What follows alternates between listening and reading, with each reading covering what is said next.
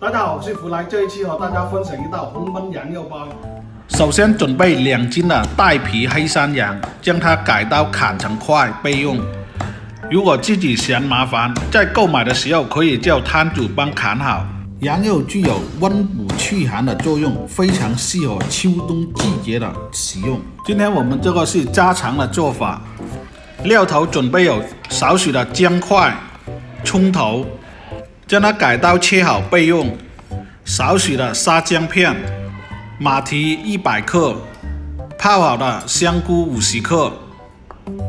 这是备好的料头。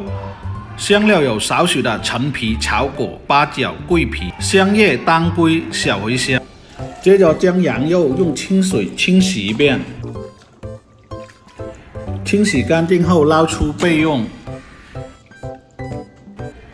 下一步开始制作，锅中放入适量的清水，加入羊肉，再加入适量的白醋进行焯水。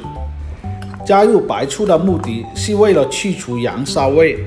水开后滚至3分钟左右，可以捞出。捞出后过冷水清洗一遍。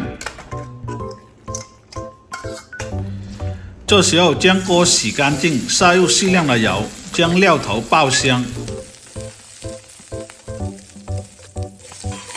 料头爆炒至香后，加入南乳、腐乳、柱侯酱各10克。如果家里备有红焖酱的，直接加入红焖酱即可。同时加入备好的香料、羊肉，一起翻炒。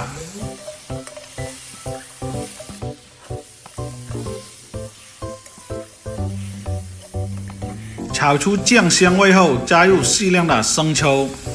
适量的米酒，让它起到去腥增香的作用。再加入清水，没过羊肉即可。下一步加入适量的盐、糖调味，少许的老抽调色。这时候加入备好的马蹄，放到砂锅里慢火熬至90分钟。焖制的时间是根据羊肉的老嫩而定。如果赶时间的，可以放到高压锅里压10到15分钟，再加入适量的蚝油提鲜。用砂锅焖制出来的羊肉味道更香，口感更好。盖上锅盖，开始慢火的焖制。时间到，打开锅盖，将部分的香料炸出。这时候的羊肉已经达到出锅的条件，羊肉的香味也完全释放出来，香喷喷的，汤汁也变得浓稠。最后加入适量的芹菜、蒜苗，它的特点口感鲜香味浓，色泽红亮饱满。出锅装盘，一道家常版的红焖羊肉已制作完成。喜欢吃羊肉的朋友也可以在评论区分享出你们的制作方法。本期视频就到这里，感谢大家的观看和支持，谢谢。